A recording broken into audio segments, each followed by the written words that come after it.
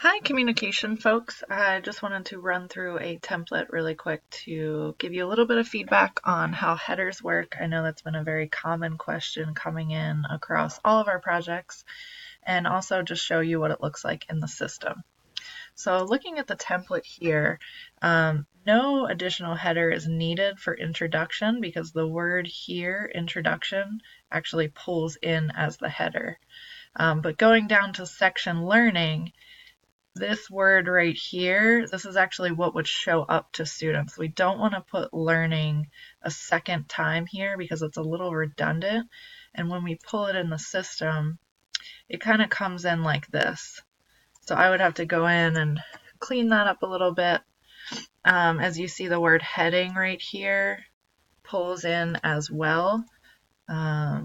So right here, it has the word heading and you put it again. So that might have been a little confusing because for the intro, summary, and questions, you would put introduction, summary, or questions right here. But for any of the learning sections, you just slap a title on it and that will serve as the heading. Scrolling through a little bit more, yep, we have the heading here again. The images look good. And it's always a best practice to have a little bit of a heading right after a part, because when it comes through to the students, essentially each part will create a new little section for them. So let's save that and I'll show you what it looks like on the student end. The introduction looks good. As you see, the header comes in as introduction there. What is mobile communication?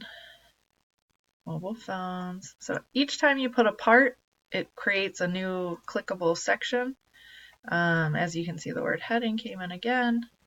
So each part that doesn't have a header just technically starts with a paragraph, which is okay, but it's always a best practice to have at least a little bit of context in the header.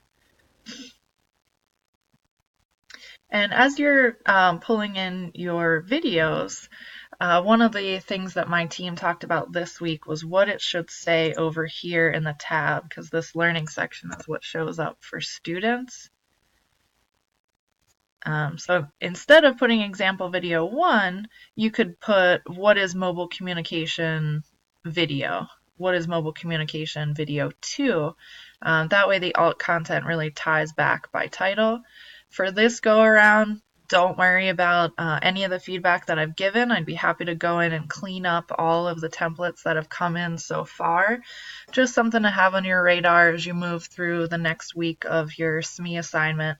And feel free to touch base with me at any time to run it through the system, see what it looks like, play with the headers a little bit or the questions or anything that you need.